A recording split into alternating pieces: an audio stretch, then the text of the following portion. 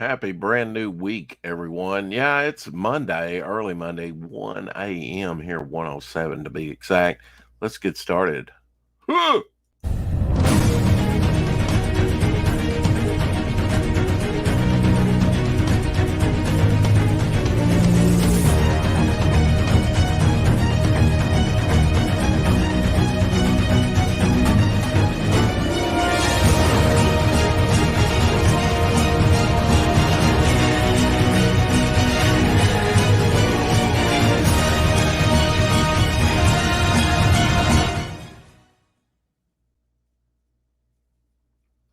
So I just woke up to be perfectly honest with you. But I had a brilliant idea, a comic book explosion deep dive. I always talk about Pacific Comics. I thought, why not look at some very specific um, Pacific Comics, using eBay here as a thing to kind of present to you some of the comic books of the 1980s, the big explosion, black and whites, independence. Um, and I thought, well, I could do Eclipse. There's First Comics that Mike Barron said was still going. Timothy Olsen in the house saying hi. Um, the big thing about this is if I blow them, if okay, all right, there we go.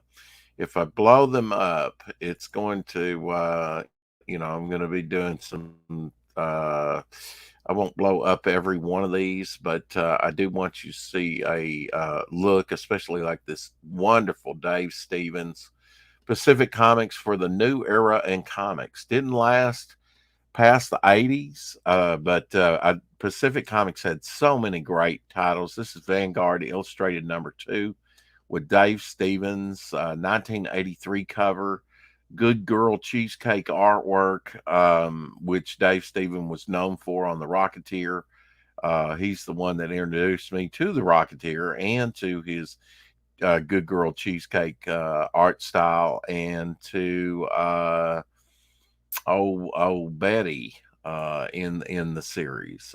Somerset Holmes on the back here, issue #2 of Somerset Holmes. I did collect some of that.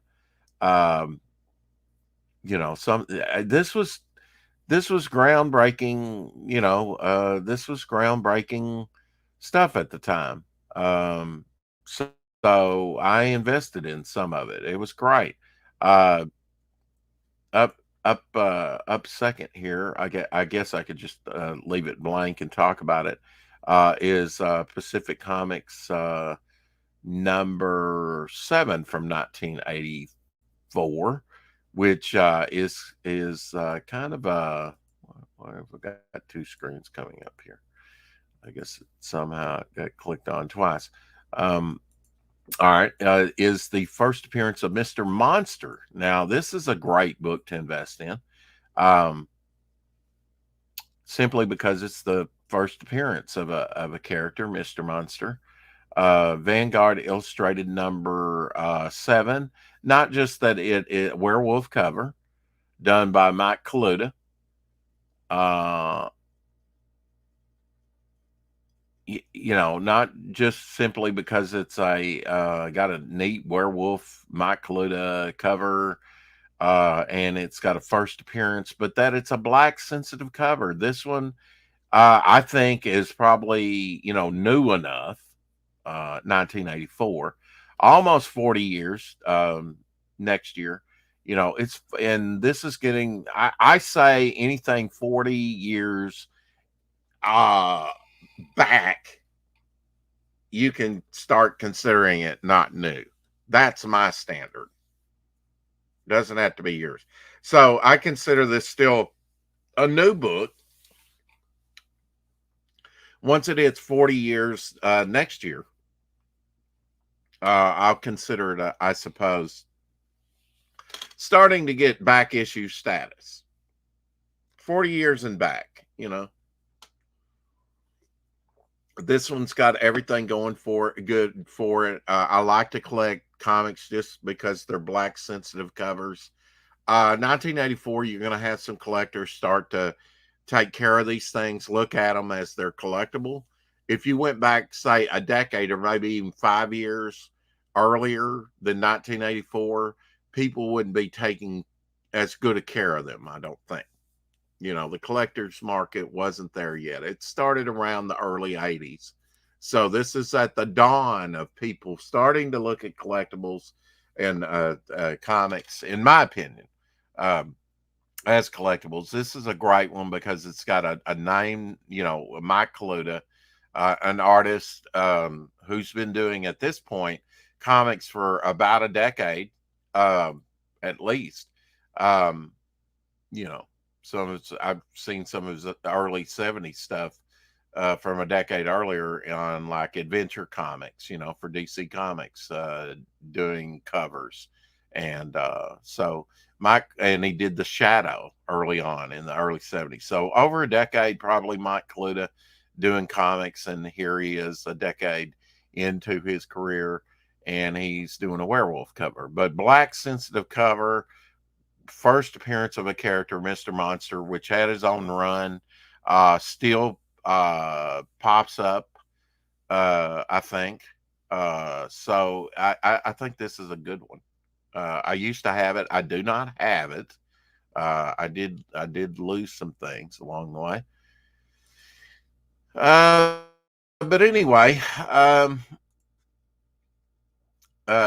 so there's a couple of a good title, Vanguard comics. These are in no particular order that I'm looking at them. I just brought up Pacific Comics, and it had over 5,600 results. So we got a lot to look at just with Pacific Comics. We won't get all to it tonight for sure, but Gru the Wanderer, Pacific Comics #1 by Sergio Aragonés. Another Pacific title.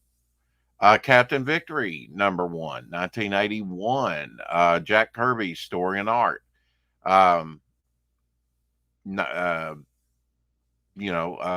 Pacific Comics. What I liked about them is they had a good selection. I got to show you this other one. I do not have this anymore. Came out in 1982. John Byrne artwork. Reprint. John Byrne reprints bonus content in it. It's the complete ROG 2000 or ROG, whatever. I highly recommend this. It's just going to go up and up and up, I'm sure. Fun book. Magazine size, if I remember right. Olaf on the colors. Olaf would do a lot of things, but this is early Olaf coloring there. I think Olaf worked on Spider Girl a lot later with Sal Buscema drawing it. But early Olaf, now that I look at that, look at the credits. Highly recommend that. Any John Byrne stuff, of course. Pacific presents #1, Rocketeer, 1982, first cover appearance of the Rocketeer. Of course, had The Missing Man by Steve Ditko as well. That's a great one. Twisted Tales #1, which came out in 1982.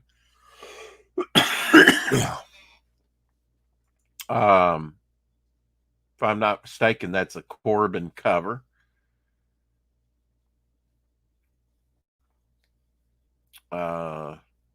Twisted Tales #1. I'll take a look at that with you real quick. Show you what that looked like. Just very clean,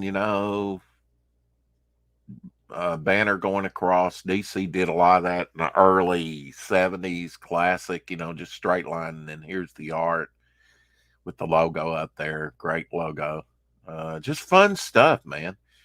Just fun stuff. And a lot of these books, as you can see, are fairly affordable even today. um, on eBay and other places, I'm sure. Um, Silver Star, that was another Jack Kirby book that came out from Pacific Comics. Skate Man #1. I believe that was a one shot. I'm not sure that the infamous Skate Man that came out in 1983 by Neil Adams. Were you even aware of Skate Man? A lot of people, use this as a joke comic, I guess. But Neil Adams Skate Man there. If Neil Adams draws it, I don't know, man. Skate Man. I don't know why.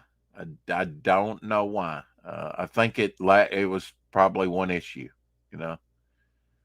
But Jack Kirby and Joe Simon didn't always have winners either. You know, they had like Stuntman, all kinds of stuff that they tried back in the 50s, early times.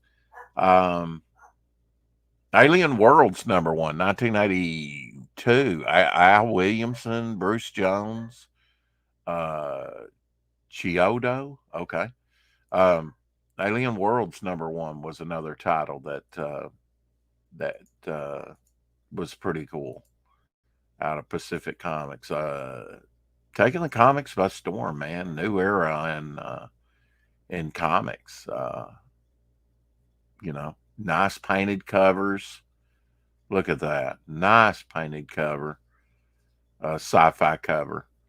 Um, which, till Dale, you really didn't get. I mean, Dale and Gold Key.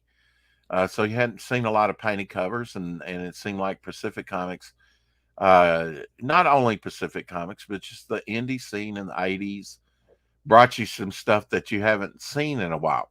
Bernie Wrightson, Master of the Macabre, #3, 1983. Are you hearing the years here? 82, 83, 84. Um, Came out with a lot of good stuff. This one here, they have in an old bag, unfortunately. I talked about it with Shadowhawk because he likes Bernie Wrightson, of course. Yeah, you see there, it's got the little dot with the 2 on there. Take that, show it some love, man. Put it in a new bag. But yeah, Bernie Wrightson, Witch there. Check that out, man. The detail. Master of the Macabre, reprinting some of his stuff. I guess it was reprint. I don't know. But yeah, Bernie Wrightson had his own title. Bernie Wrightson, Master of the Macabre. That's #3 from 1993. Uh, just a great cover. So that was the great thing about Pacific Comics. You had Skate Man from Neil Adams. You had Bernie Wrightson. You had George Perez. He did one of those Vanguard illustrated things.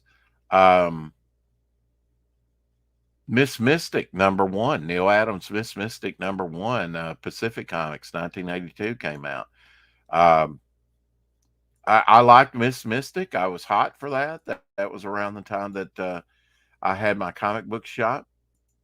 I guess I probably ordered that through my comic book shop and subscribed to it. Received like 6 months later or so, 5, 6 months later, issue 2, and that was it for a whole year's subscription. So I was kind of sore at Neil Adams for that, or Pacific Comics. Didn't receive my subscription. Got one issue for my trouble, I think, for my $5. It was $5, as I remember, for one whole year. So really can't complain a lot. Of course, $5 back then to me was a lot of money. I was like 17, 18 in high school. 16, 17, I guess, when I had my comic book shop.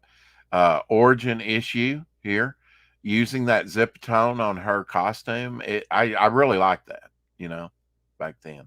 She really had a pretty nice look, I thought. And her sword was dope. Miss Mystic ran for a little bit in her own title.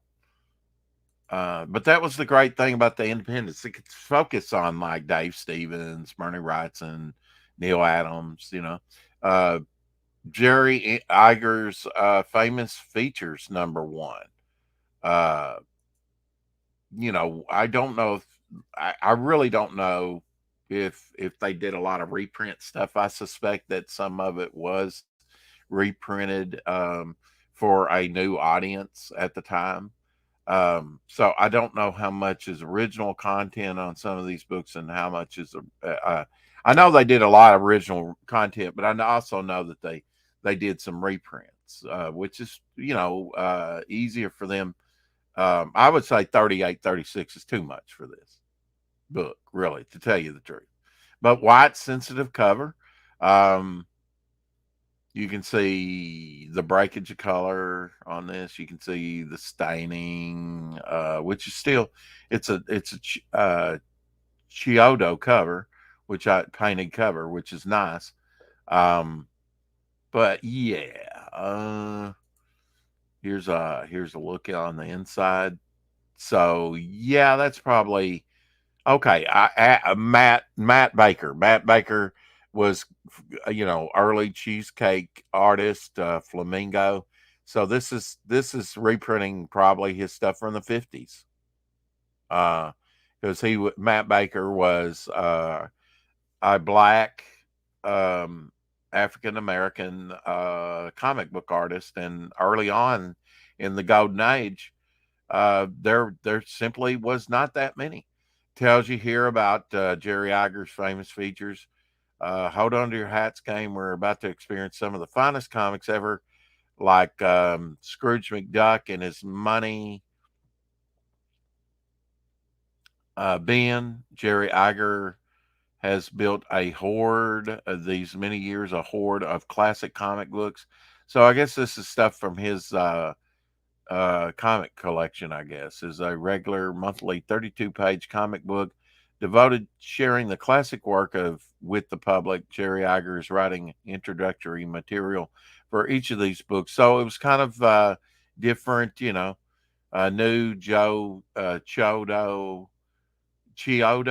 Okay, it's probably Chiodo. Special Matt Baker issue, previously unpublished Matt Baker art. So there you go. That's cool. Stuff that wasn't released.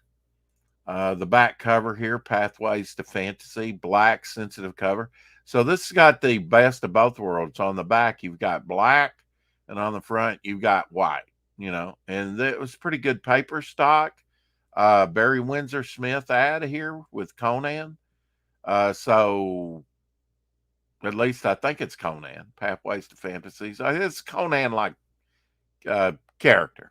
But I think 38, 36 ridiculous with 665 to, wouldn't buy it for that. I think you find that much cheaper. That's the thing about it. You got to shop around on eBay. Pacific Comics, Star Slayer #3, Rocketeer appearance in that. So don't discount that book. Mike Grail did Star Slayer. Somerset Holmes, 1 through 6, it says complete series. So who am I to that's at the Apple Cart. Did it only last 6 issues? I guess it did. I probably looking at it, I think I probably collected all 6, generally,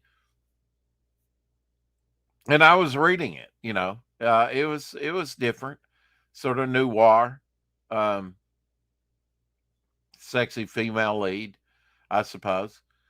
Painted covers, all of them. The last one looked like a sort of painted collage type thing. So I think they were doing innovative things. Also had a backup feature, cliffhanger in the back of at least one of them, probably in more. I might have been reading it for the backup as well. I can't remember. It's been 40 years, folks. But that was a good one. Here's Rocketeer, or Pacific Presents #1 with Rocketeer that's been graded. Let's see what this grade is here. 9.8. Wow.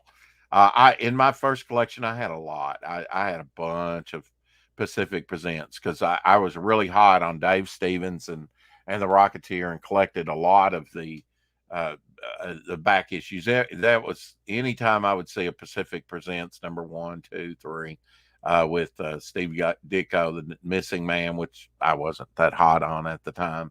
Didn't know Steve Ditko's really his big contribution and what he had done in comics. Really, uh, was not. I was not that impressed. I mean, I read it. Uh, that wasn't the main thing. The thing that drew me to that title was Dave Stevens, who died young, by the way. Um,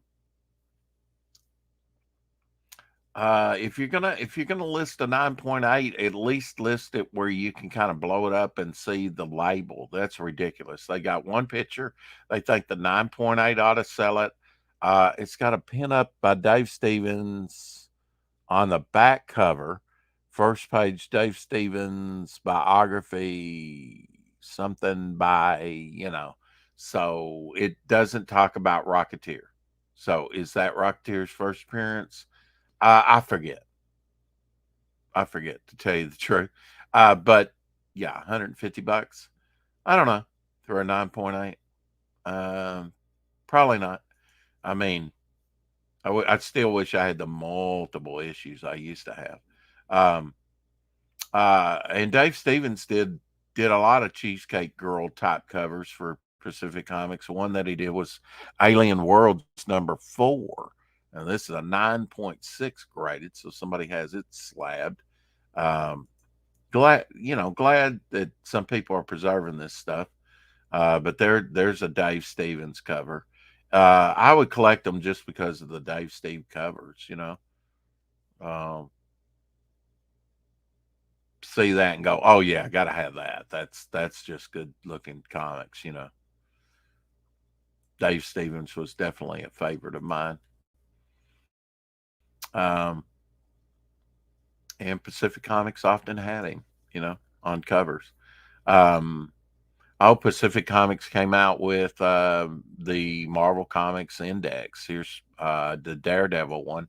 Actually, you can get these fairly cheap, I guess, maybe because there's more of them printed or maybe less in demand. Seems like Daredevil is almost like world's finest. You can find good copies of the stuff and you can generally find them cheap. But now, one thing that I highly recommend, I've got a video out, an early video on these indexes. Specific. This is 1976. They started the series in 1976. This came out in the early 80s, and it has a Frank Miller, Joseph Rubinstein, and Olaf colored cover. Great index. You can see in here, it's going to have, uh, Shayna, the she devil, the jungle queen in there features the human fly. He had a run and in the Bronze Age, and the Black Panther. So those other characters are featured as well. Has a lengthy write up on synopsis of Daredevil, a brief guide to the use of the index there. You can see how it's laid out. It has the comic books there, the title, the credits, the intro, guest stars, guest appearances, comments. Talks about the cover, who did what. I mean, these things are just invaluable. Here it is on Jungle Comics with I actually had a test cover to this one, which was the first Killmonger cover done by Rich Buckler and Frank Giacola. How do I remember that? Well, I can tell it's Rich Buckler, but it says right there, Rich Buckler, Frank Giacola. Even tells you if it's signed, by them on the cover. These are great, man. These are great indexes. If it'll tell you if it's just a reprint, um, you know, um, tell you the cover artist, all the stuff you want to know. Highly recommend those indexes. I have a whole video on it. Although you'll have to go back a while. I've got about 1,000 videos. I'm approaching 1,000 videos up on the channel. Most of them the 4 o'clock shadow. Because we're on today's episode will be 508. So we're on the march to 600 into 1,000. We're getting there. But those indexes was some of the best things that Pacific Comics came out, or that anybody. I don't think Pacific Comics. I think they took over. I don't think they necessarily um, um, started out publishing. I think they probably took over publishing the index in the 80s. Diabolic.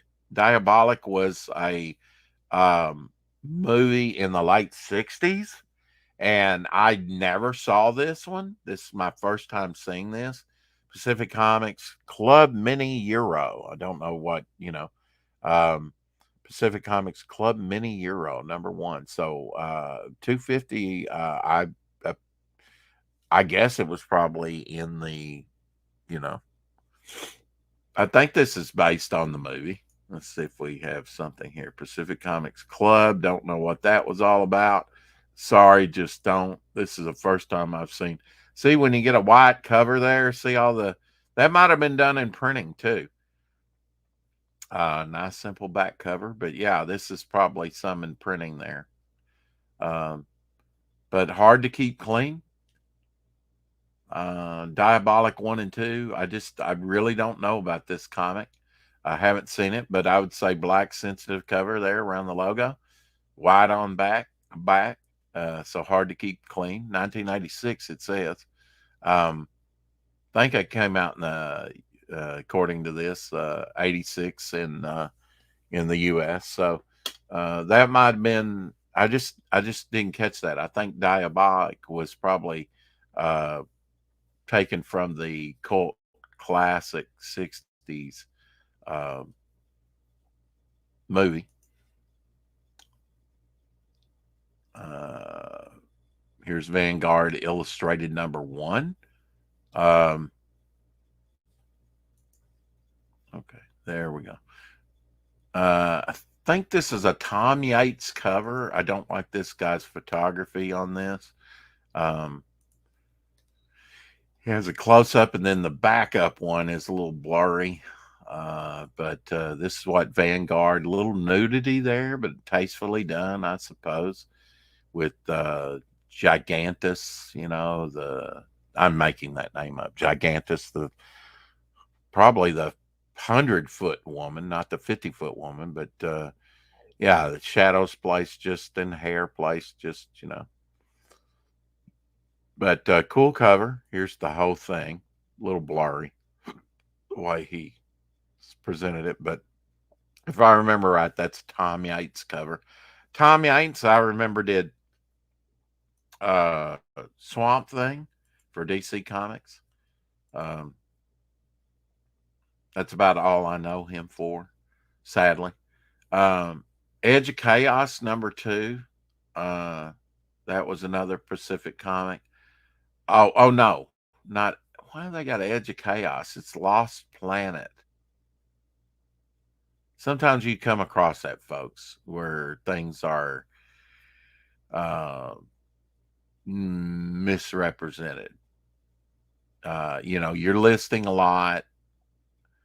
I'm trying to this artist here. I'm trying to think of his name. He did Crash something. Back around the same time. This was a mini series, 1 of 6. So they had some mini series, that's for sure.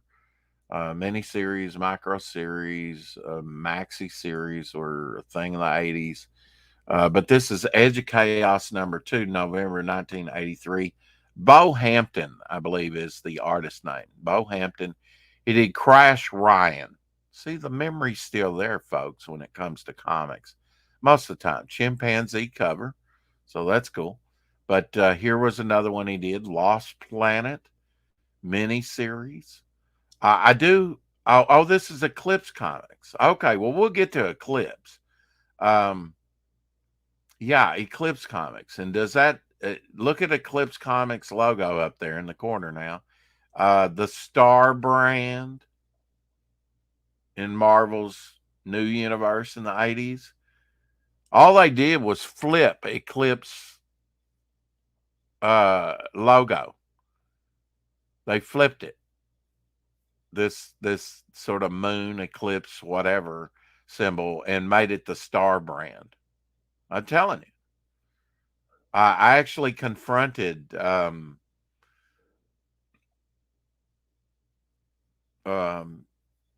I noticed that when I was at the convention up in Chicago, and I actually confronted Jim Shooter with that. I said, "How do you?"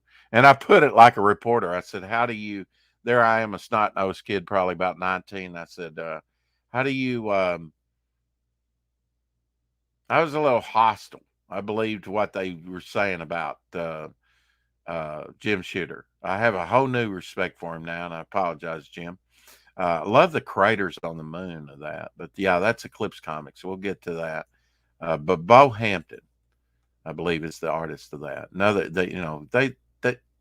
I mean, look at that, man. You weren't getting that in Marvel, sci-fi, adventure. I mean, that brings back like some Star Trek, original Star Trek goodness, vibes to it. Let's see what Bold Adventures here. They faked me out on that. I don't know why. Why are they saying Bold Adventures? This is Time Force and Spitfire. What the hell? And can you blow this up? Okay. Bold Adventures presents. Okay. Bold Adventures presents. That's what the title is. Time Force #1, Time Force #2, and those are Rudy Nebree's covers. Rudy's still doing comics. And Spitfire, which he declared war on the Allies and the Axis, and he was about to win. So, sort of a World War II story. Show you this real briefly. I did collect these. I don't know if I got the Spitfire #3, but I think I got the Rudy Nebree's Time Force. A couple of issues. Rudy Nebree's, I believe, did some covers for Red Circle Comics for around this time. And we'll look at Red Circle Comics at some point. I was excited about that. My first comic book convention in 1983, Rich Buckler was there, and he was talking about that they were going to bring back the old MLJ characters, which the Comet, Flyman, Sergeant Strong, Steel, all these characters I'd never heard of. Everybody was excited about it. They were like, well, it's like, we're going to bring back Red Circle Comics, and he talked about that. And I was excited, that introduced me to Alex Toth, our artwork for the very same time. Hey, Eagle Rider, how's it going? Hey, I can't sleep. Anxiety is up traveling. Okay. I get it. I've had my little napski, and I had this great idea, that I would focus on, the comic book explosion of the 80s and just do deep dive on some of these great publishers and start off with Pacific Comics. Almost hit Eclipse or something else. Said I'll save Pacific, but no, I mean, I go with what you know. Pacific Comics were just had such a variety of things that they came out with titles. Star Slayer, there we go. First Rocketeer, Star Slayer #2. Star Slayer #1 might have had an ad. I don't know. They're all those early Star Slayers are worth collecting just because they have either ads or, but according to this, Rocketeer or Star Slayer #2, which was done by Mike Grell, had the first Dave Stevens Rocketeer in it. Still affordable. This guy wants fine condition for $14.99. Planetary Comics Collector's Edition Legendary First Issue by Pacific Comic Books. Okay. Haven't seen this collector's edition, legendary first issue, Weird Adventures on Other Worlds, the Universe of the Future, Planet Comics. Yeah, Pacific Comics. So, um, coming out with a classic. I think Planet Comics #1 cover, which is awesome and iconic the moment you see it. This looks like a magazine size book. It's kind of hard to tell. It might be just comic book size. Came out in 1984. This is one that I would have picked up had I seen it. Uh, Great classic Golden Age cover. Um, yeah, man. I might look into getting this thing. I do have all the Planet Comics, $5.95 cover price, probably magazine size. But yeah, just great early, Golden Age sci-fi cover, Pacific Comics. Reprinting that stuff. I mean, stuff was in public domain, so you got a lot of reprint people were exposed to. And in this case, getting exposed to some very expensive Golden Age books on the cheap, some of the stories um, on the cheap for the very first time. Of course, if I had someone to talk to, it might help. Oh, yeah, just subtle, send me the link by Eagle Rider, which this particular show, I'm sorry, Eagle. I'm sorry. I kind of got a very specific focus on this particular stream, and that's talking about Pacific Comics, looking at some. So, if you can hang, might have you on at the end here. I don't know how long I'll be going. Let's see. But let's see. Here's a Pacific Comics #2 CGC graded 9.0 for opening bid for $27.99. These things I bought multiples of them. I think they're still great, investments. It says Pacific presents #1. Rocketeer is the first cover appearance of Rocketeer. So I guess we should double back, do a Jinsaki, and double back and look at that iconic cover. Is it iconic? I suppose it is. The first, cover appearance of Rocketeer. It, great cheesecake, retro looking Rocketeer art by Dave Stevens. God rest his soul. He died in his 30s, I think, 40s, 50s. I don't know. I think he died. He died way too early. I can tell you that. And then he had to share half the cover with Steve Ditko with the missing man there, which is not necessarily a bad thing. It's a nice cover overall. I love Pacific Comics. The variety. Freak Wave was, I haven't even come across that yet. And they have that all collected. Oh, and you had Arthur Saddam. Now, Arthur Saddam, you didn't know him from Adam, but he's known today as an artist that painted and made the Marvel zombies. You may know his name and go, oh, yeah. Well, nobody knew who he was back in the Pacific Comics days in the early 80s. This is a title that I saw. I don't know if I collected. I know I might have had the first issue in my collection that I bought in the back issue thing, maybe. But Demon Dreams. I don't know if I can blow that up. That's 1 and 2. There we go. Demon Dreams. There's 2. That's some trying to think of the artist's name.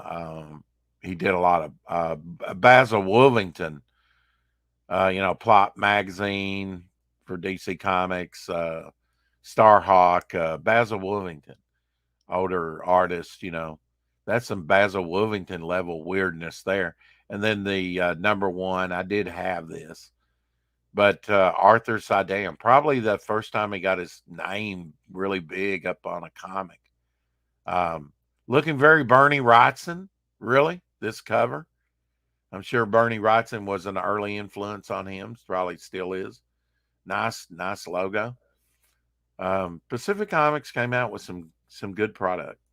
That's for, that's for sure. Thrillology. Thrillology was a one shot.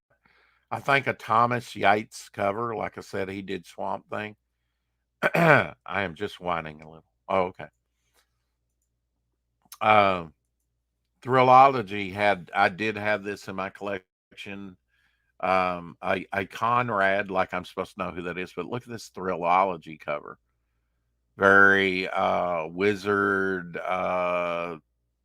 Merlin like, you get the maybe early man there. I don't know. You got gorillas with rocks. You got volcanoes. I think that's volcanoes going off in the back. You got, I don't know, this bombardier or something. I don't know what this is. Maybe he's in a helicopter cockpit. I don't know, but it's all cool. I mean, the way he did it, and just the logo. I mean, DC, and look at the colors too. That's something I haven't mentioned. The colors were different.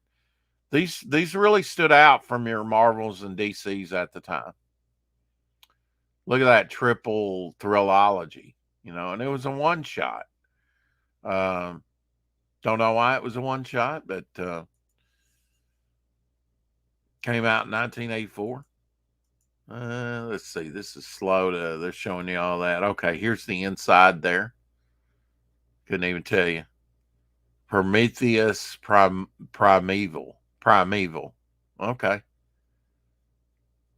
So, Marvel DC wasn't, look at that full bleed almost, around the edges. Featured the creators there, Tim Conrad, written and illustrated by him. Marvel and DC just wasn't doing anything like this. They had competition in the 80s. They survived okay. I mean, Edge of Chaos. Oh, wow. Edge of Chaos was great. Highly recommend that. Only 3 issues to collect. This introduced Gray Morrow artwork to me.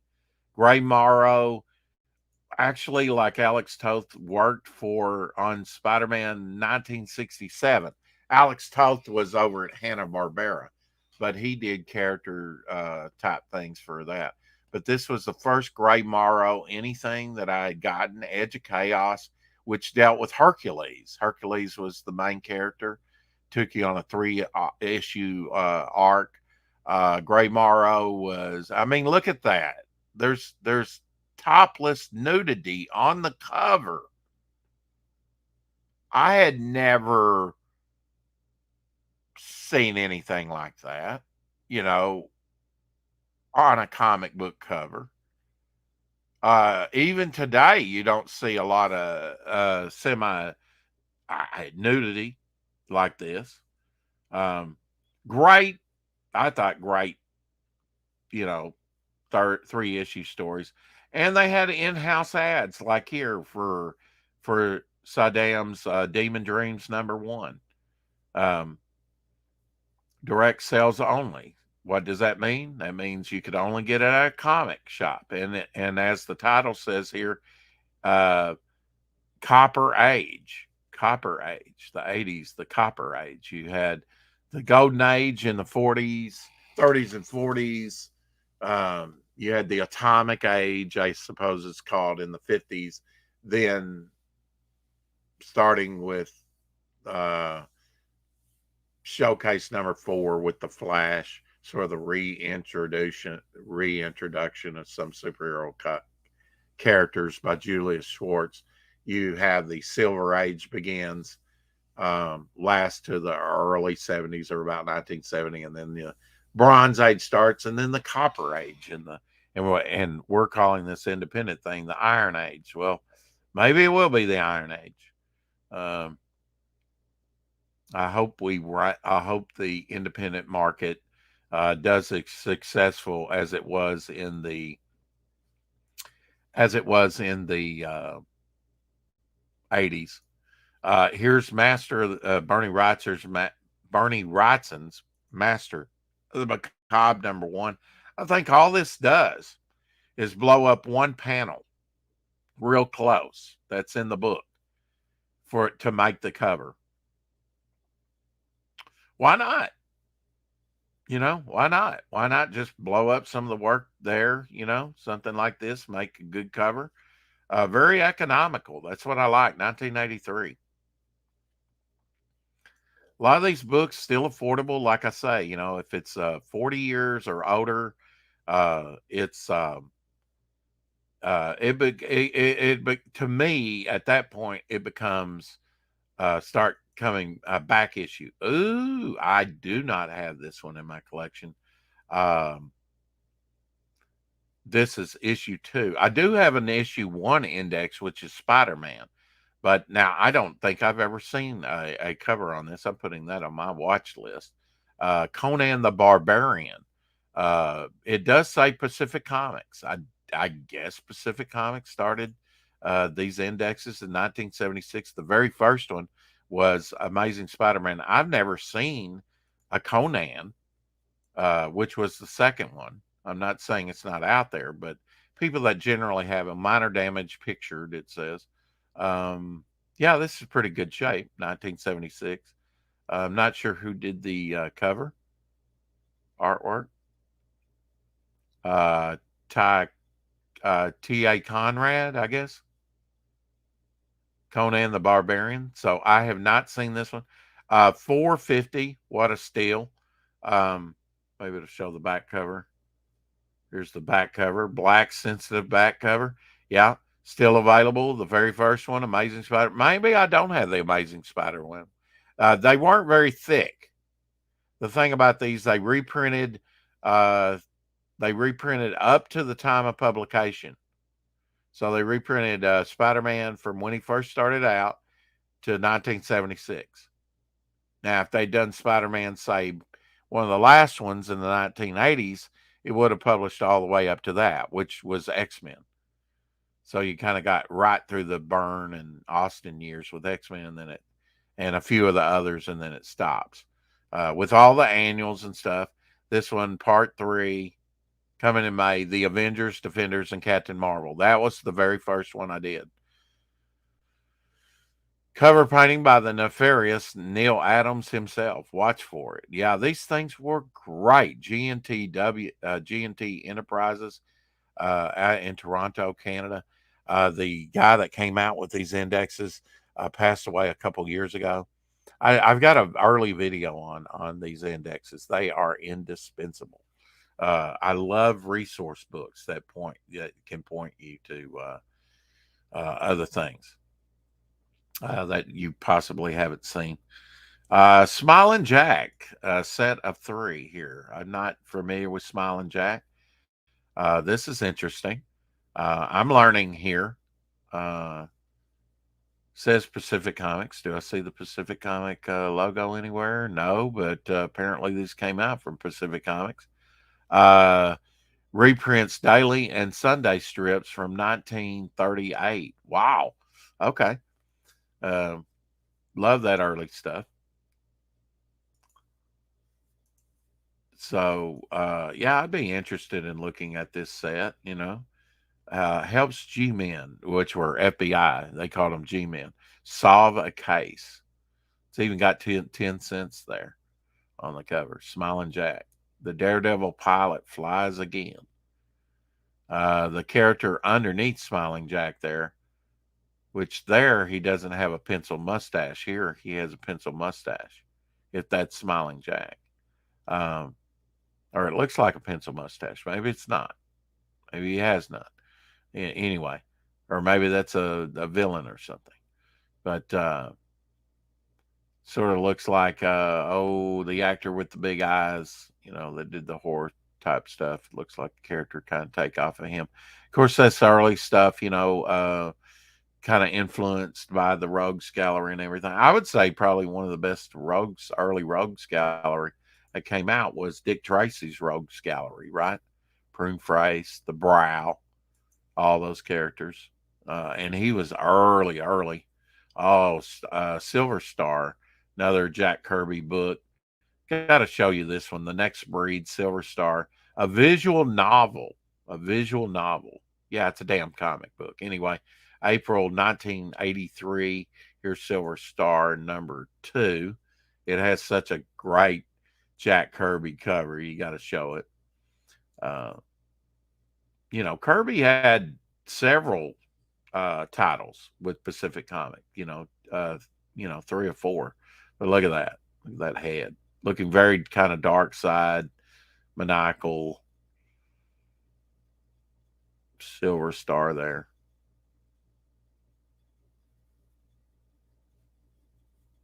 Very cool.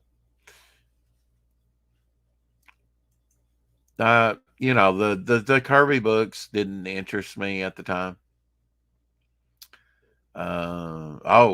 Rocketeer Adventures, Dave Stevens' sexy Betty Page poster, 1984. Wow. Yeah.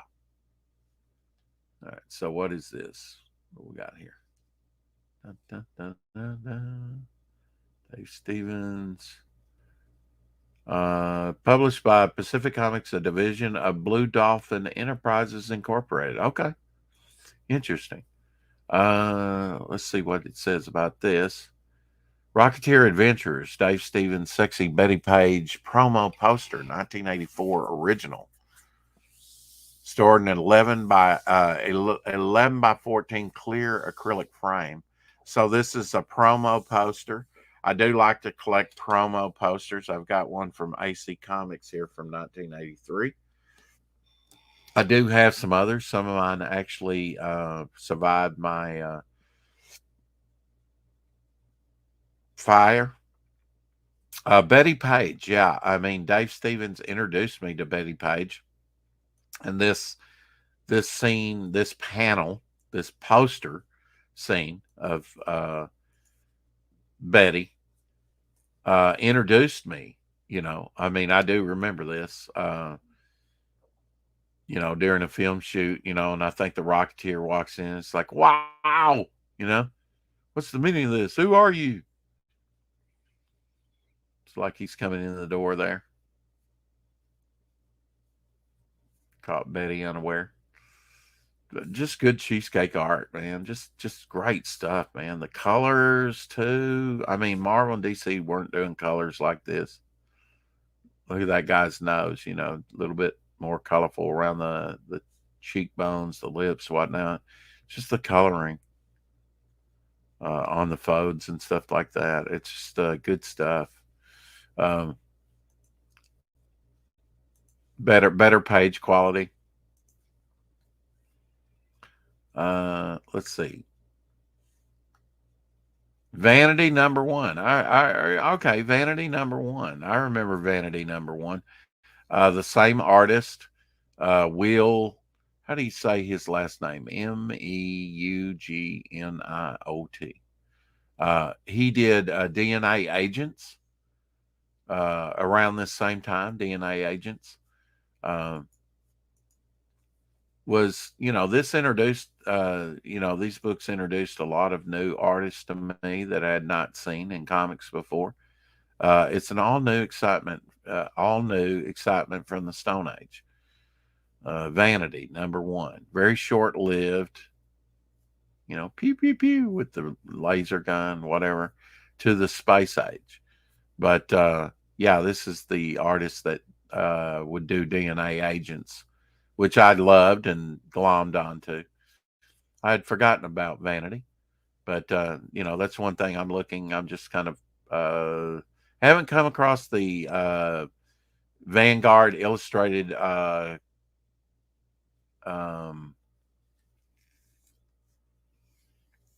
George Perez cover. Alien Worlds 3D promotional poster by Joe Chiodo. Pinup. So 1984, unhung, no hose in it, so that's cool. These promo posters were hung up and sun bleached very quickly in the sun. In comic book shops, unfortunately. There we go. They did do 3D books. That was the thing about these. They brought 3D books. They were generally folded one time there in the middle. generally smaller, not full-size posters. Promo poster, great, you know, Alien Worlds painted cover on sale now. I do like to collect these posters because this is comic book history. Um, so if you can generally pick them up, Eldrick was another. I do have an Eldrick promo poster, original from Pacific Comics of issue 1 that was featured. That survived my fire. That was in my trailer studio, which I still have. I don't use it as a studio or anything anymore. This is issue 5. Um, P. Craig Russell artwork. Michael T. Gilbert, who did Mr. Monster, best known for Mr. Monster. That's where I know Michael T. from. And Roy Thomas were all involved in Eldrick, the book here. Michael Moorcock's Eldrick. Yeah, here's issue number 5 cover. Number 1 was featured on my mini poster. Maybe I'll come across it here. I'm not sure how long Pacific Comics lasted, to tell you the truth. Looking at this, early 80s, and then they were gone, but I'm not sure. Pacific Comics, and they were doing some things like the indexes in the 70s too, apparently. Pacific Comics, Club Flash, Gordon, A New Kingdom cover has water damage. Oh, it's sad. But some Alex Raymond artwork reprinted. That's cool. Pacific Comic. What's that say? Got to pop up here. Here we go. Pacific Comics Club publication Tahiti. So I don't know what this is all about. I've not seen any of this, but basically reprinting some of the Flash Gordon dailies. Looks like a cool book.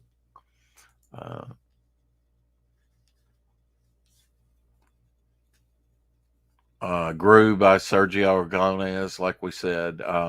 Prince Valiant by Hal Foster, 1956. Sunday Pages, 1979. Pacific Comics Club Tahiti. So there's another thing that I was unaware that in the 70s that Pacific Comics was coming out with some of these great reprints by Alex Raymond with Flash Gordon and Prince Valiant by Hal Foster. Interesting. 1956, so some of the stuff that you had not seen. That's cool that they got started in the late 70s with some of that. Because some of these books can run you, be quite expensive. And it's cool to see that they were kind of bringing some of that back. Let's see. This is Vanguard Illustrated number 3. I think maybe a Gray Morrow cover, space light cover. Not photographed too well. Oh, it's got a Freak Wave ad on the back. Hell yeah! I bet you there's Pez dispensers. Wow, I forgot about that. Pez dispensers on that image. Wow, because it was kind of like a dystopian in the future, flooded world. Kevin Costner's movie, I swear, was swiped from Pacific Comics' Freak Wave story, where the Earth was flooded. It was a post-apocalypse flooded world.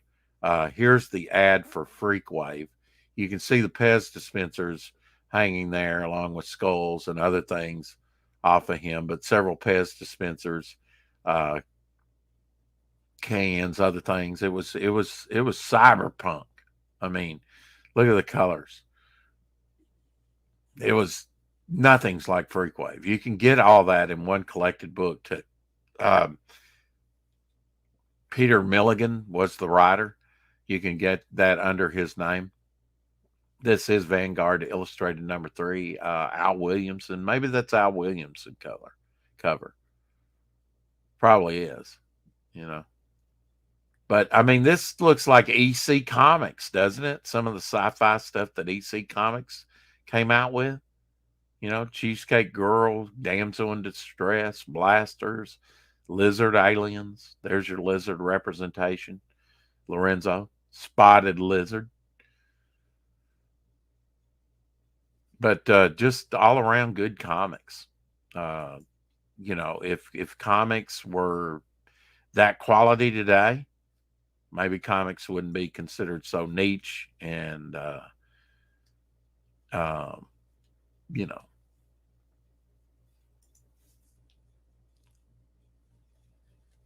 obscure. Um, Here's a Frank Bruner cover. Wow, I was unaware that Alien Worlds #6, uh, Bruce Jones horror. It says from 1984. I have never seen this particular cover. Um, there's a lot of Pacific Comics that simply, you know, my comic shop after my comic shop went under and the one Books Plus came in, just didn't carry. You couldn't carry everything. Couldn't carry everything. But yeah, look at this great Frank Bruner cover he did. Look at that. Look at that work, man. Painted cover, tentacled monster, you know, 1983 cover by. Look at the lighting on that. Painted mushrooms. Look at that little lizard on the mushrooms. Ah, there you go. More lizard representation, Lorenzo. Look at that. Alien Worlds #6. All for $1.50. Fairly affordable. I mean, you know, I don't know what comics were then. Maybe 65 cents, 75 cents. Twisted Tales ad on the back. On sale soon. Decapitated cover. New Dimensions in Terror. Click to enlarge. Okay. Sometimes you got to click, and sometimes you can put your cursor over that. But yeah, it looks like Granny you know, didn't like her husband coming home late. Decapitated. Um,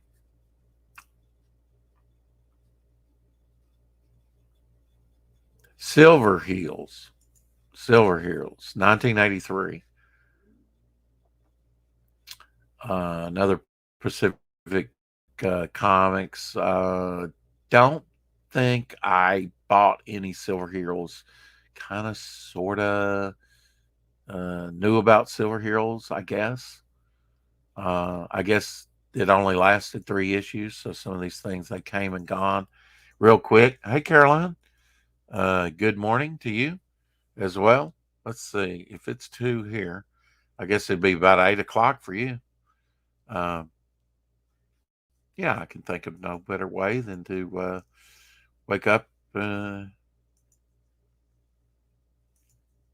share with a good friend. Silver Heroes, #1, 2, and 3, right there. All nice, you know, painterly type covers. You just were not seeing this in the early 80s from um, Marvel and DC, the big two. Um, and yet, why didn't Pacific last? You know, during the early 80s, uh, there was a little slump, but I think Ninja Turtles and other things helped us kind of come out of that slump. Um, Here's Alien Worlds #3. Each one of these Alien Worlds with the painted covers and things were nice Thomas Yates or Hampton art. So Bo Hampton artwork maybe inside and Thomas Yates cover. Let me look at that. Is that Thomas Yates? I can't really, you know, it's like little carnivore dinosaurs about the size of a rat attacking this astronaut who's kind of sank into the earth there. Let me see. Get the right screen there. There we go. It's not very good picture. I apologize for that, but you get the gist of it. Alien Worlds had some great covers. Let's see what was on the back. Another Twisted Tales, possibly a new, you know, dead body or decapitation. I don't know, but they always had the in-house ads there. Written stories of chill your spine, written and edited by Bruce Jones. So, so you really got a feature on with some of these comics like Bernie Wrightson and Bruce Jones and Dave Stevens or Saddam or for the very first time, you know, uh, 1985 Drago. Okay, Drago by Bert Hogarth. Of course, reprints some of his Bert Hogarth, who was a Tarzan artist, did several drawing books on the dramatic figures. Um, they that was the cool thing about Pacific Comics. They offered some of these early artwork that hadn't been seen probably since the 50s. I don't know what this Pacific Comics Club was. I don't think I saw any of this stuff. I don't know if it was released in America or exactly where. This is something new to me. Long Beach, California. Okay, let's see. So some great Burnt Hogarth artwork here. Drago. Same back cover there. Pacific Comics Club. Don't know what that was. Might have to buy one of those things just to see exactly what it was. Twisted Tales, bringing back some of that EC sort of pre-code. Although it was seemed to be more glitzy. It wasn't early 50s pre-code vibe, but it was horror comics. Another great Twisted Tales pound cover. Uh, creature grabbing a boy from and going to drag him to the sewer. Uh, that's issue 8 of Twisted Tales. Very colorful, color. Logo cover. Let's see what the black sensitive cover on the back. And there's the 3D, 3-dimensional Alien Worlds #1 that we got to see on the promo poster. You won't believe your eyes. Yeah, I mean, she's nude. I'm not believing my eyes. And what's she going to do with that rocket? Oh, shouldn't have said that. I'm sorry. Ladies present. Sorry, ladies. You can tell a frustrated man by the way he speaks. Um, let's see. Vanguard Illustrated #5. Don't think that's the George Perez cover. Let's see what that cover looks like. Mike Kaluta cover on that one.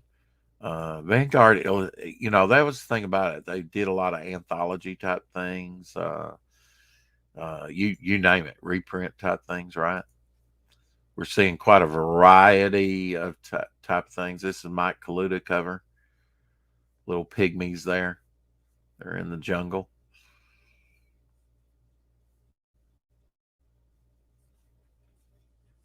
Let's see what was on the back. Alien Worlds again.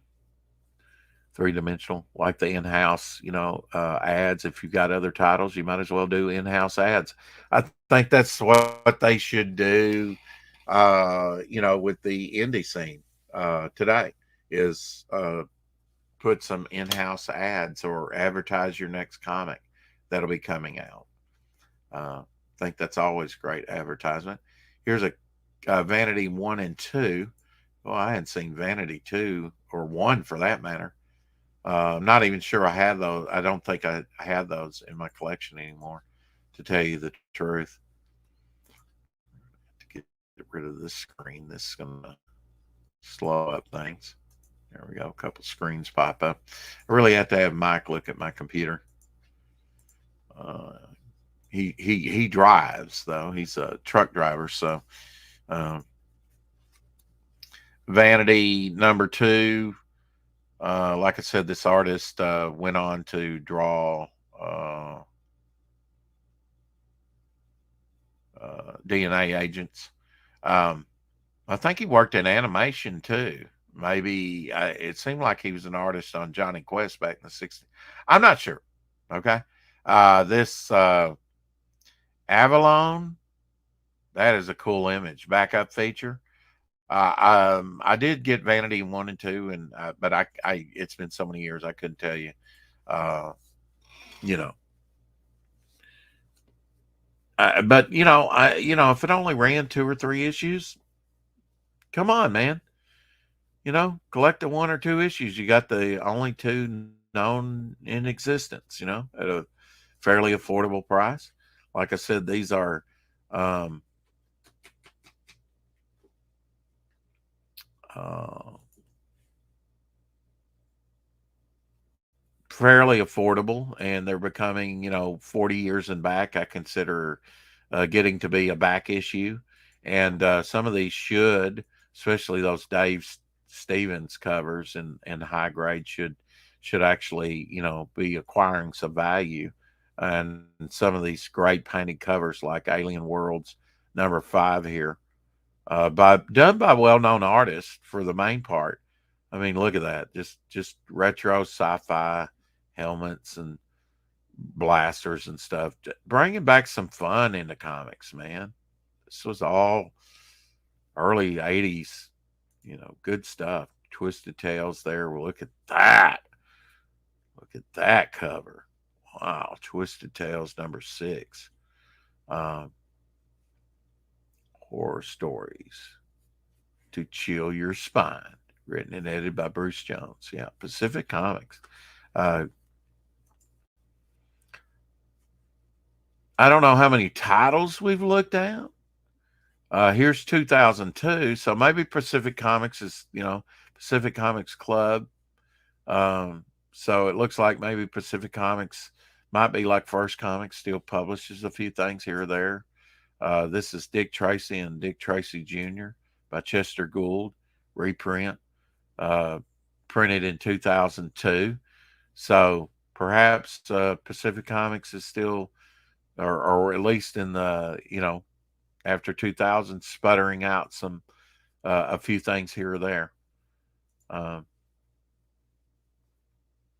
yeah, a good conversation on a cup of coffee with Caroline and some pancakes. Hell yeah. And maybe a bacon buddy, start the day. That's paradise to me. Dick Tracy and the Dick Tracy Jr. and how they captured Stooge Viller. Okay. Some of the early 30s comics or 40s comics here. I don't know if this was taken from Super Comics, because you had Dick Tracy comics and you had Dick Tracy in Super Comics, and he was actually the first feature, although it's not numbered, #1 on the Dale. Um, Notice the green hat, not the yellow fedora, the yellow hat that would come along later. He started out with a green hat in comics, um, in Dale. That was the first Dale for color comic, was Dick Tracy in the mid 30s. Comics just getting started. I mean, you had Dick Tracy was a big hit, not only in the daily newspapers, but in comics. Flash Gordon, Buck Rogers came out before Flash, but Buck Rogers, big hit, led to Flash Gordon. Um, I think Crackerjack Comics. I think that Dick Tracy was in Crackerjack Comics in the 30s. Might have to talk to Mike Walters about that. He's up on all that early stuff. Um, here's Vanguard Illustrated #6, George Perez cover. I think I have this one in my collection because it's a George Perez cover. Uh-huh. Uh, just security guy catching some young hoodlums graffitiing up, in a train station. I guess by the look of that, Brooklyn Bridge, Lexington Avenue, Pelham Bay Park, I guess in the New York City area. But nice George Perez cover. Kids up to no good, on the train tracks. Security guards, surrounded, scared out of his wits. Um,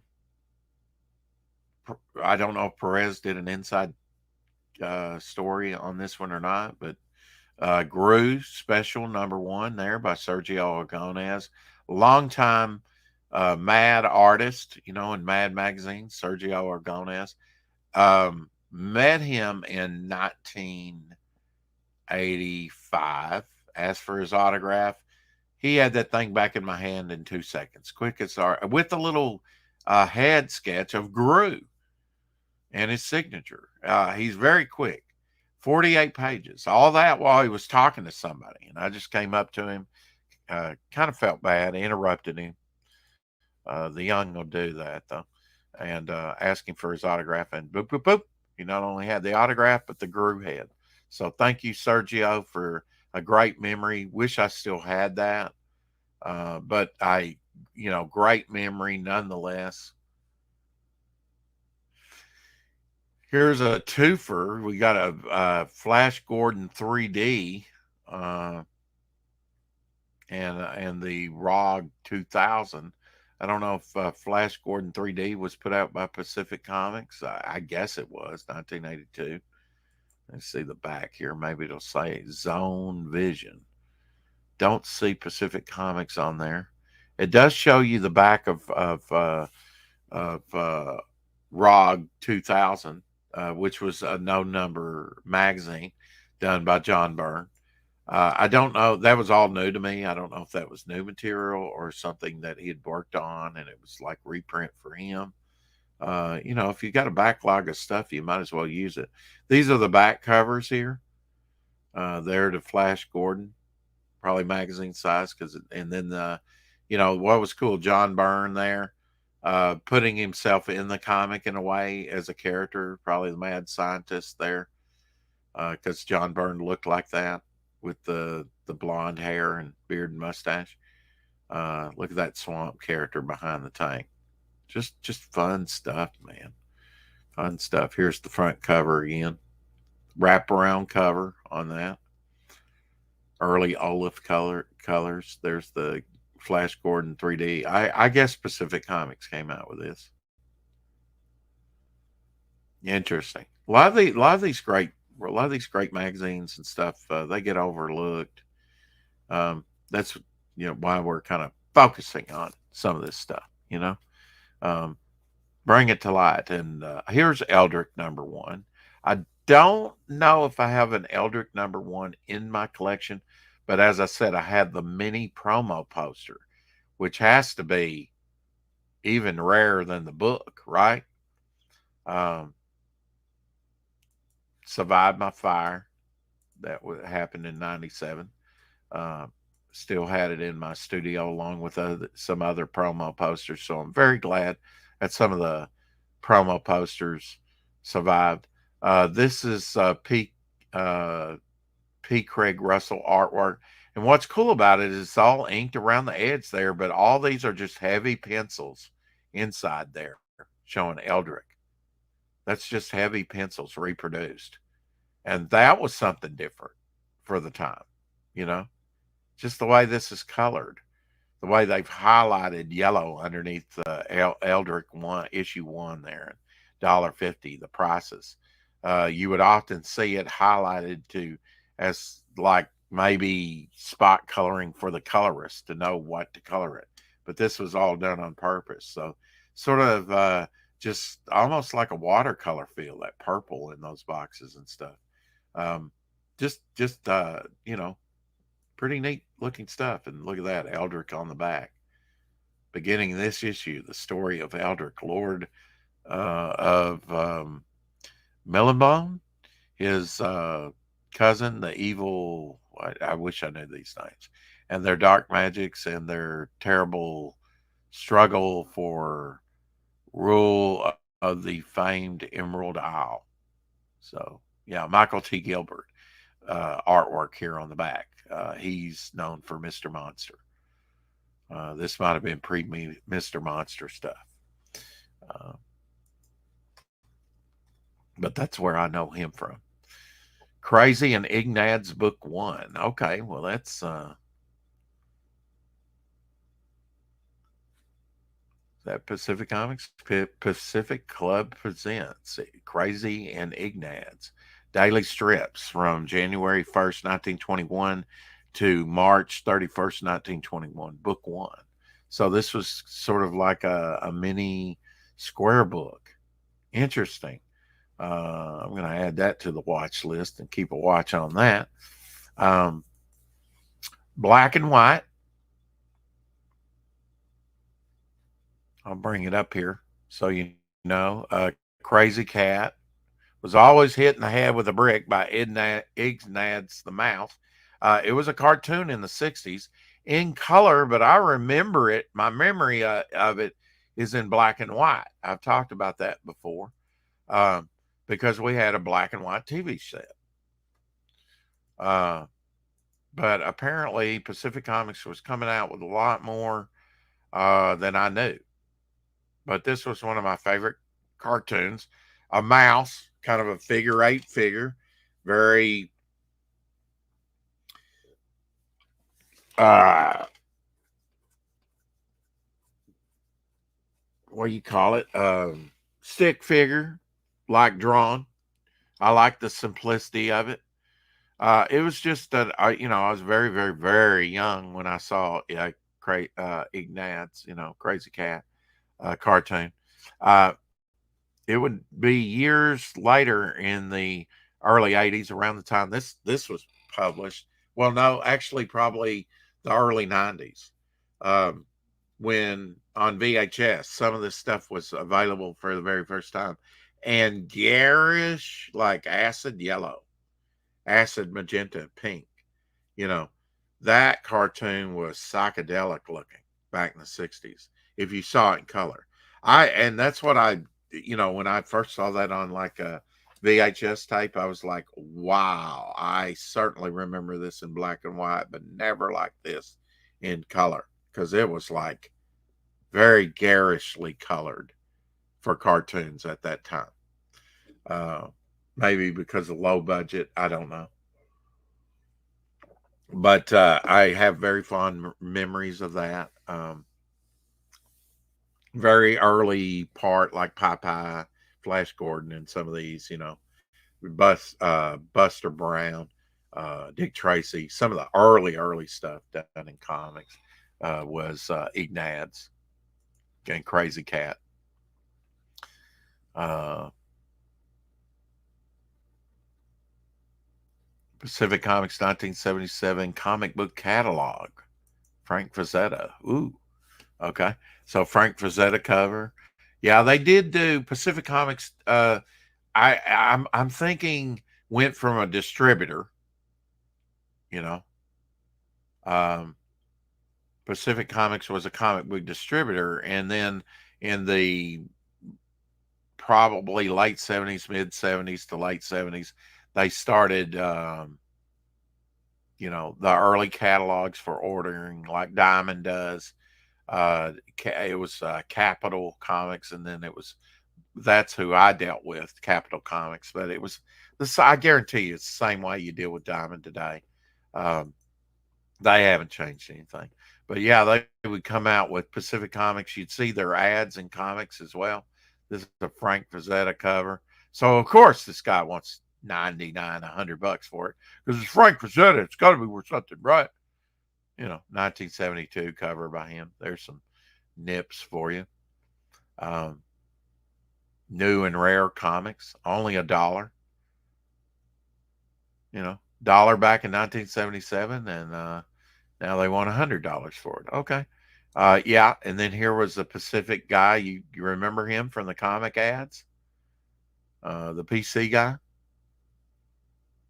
And that's a Scott Shaw. Okay, Scott Shaw would do the in the early '80s, Captain Carrot and his Amazing Zoo Crew for DC Comics.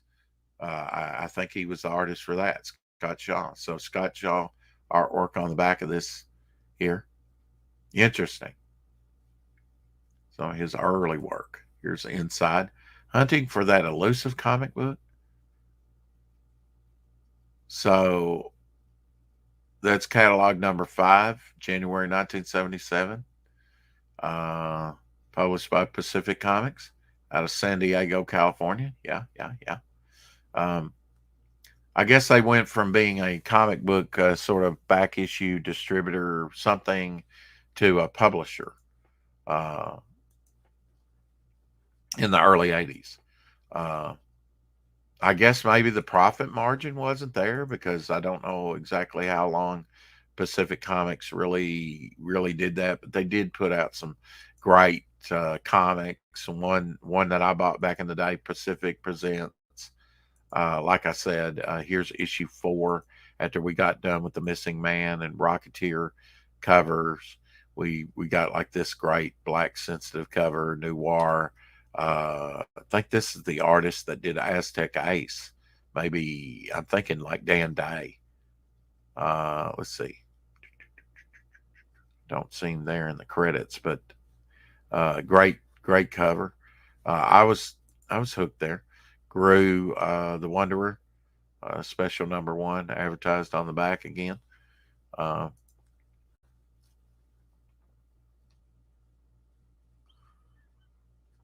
Star Slayer by Mike Grell ran a long time. Did it? That may have transitioned over to First Comics, which Mike Barron said that First Comics was still going on. First Comics, was there any Pacific Comics? Why are they saying Pacific? Pacific slash. Okay, so maybe started out in Pacific and then went to First Comics. First Comics we'll take a look at. Star Slayer had the first appearance of Grimjack in there. Introduced me to Timothy Truman artwork. Also had the Black Flame as a backup in the run. Like I said, the early Rocketeer, in the Pacific comic issues. Um, I guess Star Slayer ran in Pacific Comics and then First Comics for 34 issues. So that's probably one of the more longer independent runs. Didn't really pay a lot of attention to Star Slayer. Star Slayer number 1, 1982, has the origin and first appearance full of, I guess, Star Slayer, full page ad of Rocketeer.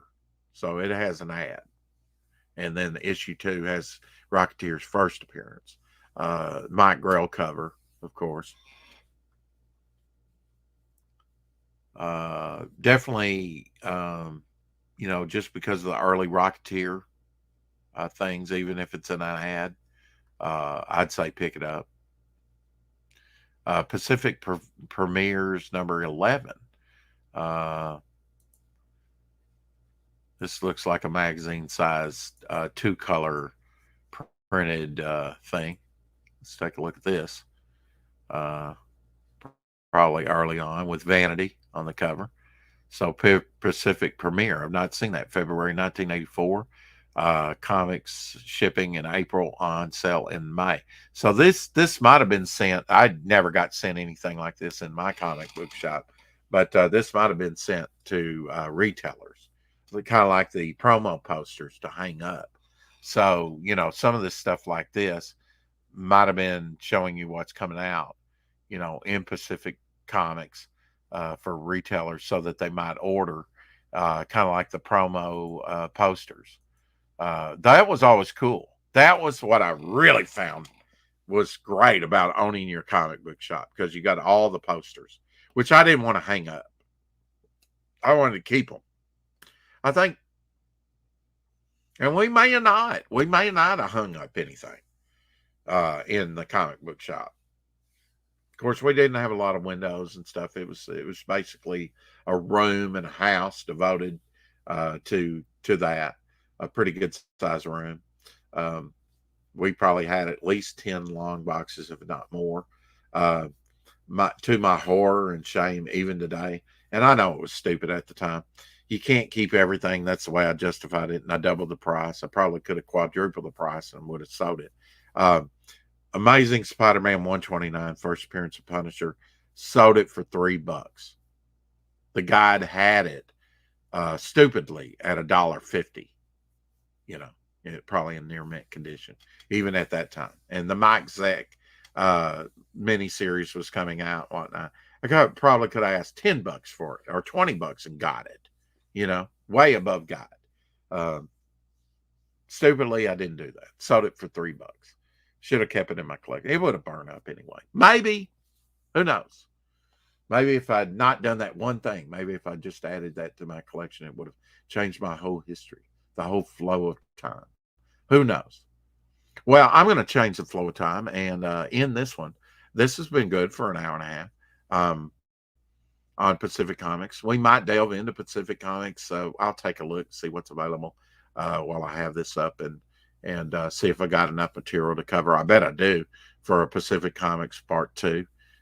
Don't, like I said, I mean, this is kind of like surface stuff, not really a deep dive, but I'm trying, share my knowledge of comics and go a little deeper and show you some titles, perhaps some exciting titles. I think that Pacific Comics came out in the early 80s and really launched off comics in a good direction. Into an independent vein and really challenging Marvel and DC for the very first time, I think, to do better, and to put out more quality comics. During the 80s, they definitely had a lot of competition. I think they, for the most part, pretty much stayed up on things, but a lot of the things they put out, I'm going to say it was shite, especially like, you got Secret Wars, then you got to have Secret Wars 2. It wasn't the best. Not even out of the artists that drew this type of stuff. Secret Wars, Mike Zeck, not very good. But Mike Zeck did some great stuff, especially around 80, 3, 4, early 80s. Captain America run, his Punisher miniseries we just talked about a little bit. Anyway, keep collecting. Check out, see what's out there. Thanks everybody for watching this. Hey, I do it live. I don't record these things and just drop them on them and hope you, and chat with you in the chat. I do it live. That doesn't help the algorithm. If you hadn't hit the like button yet, if you hadn't subscribed, what are you waiting on? All I can say is I try. Bow for now. Have a good morning, a great week, and a good day. Got stuff to do. Always stuff to do.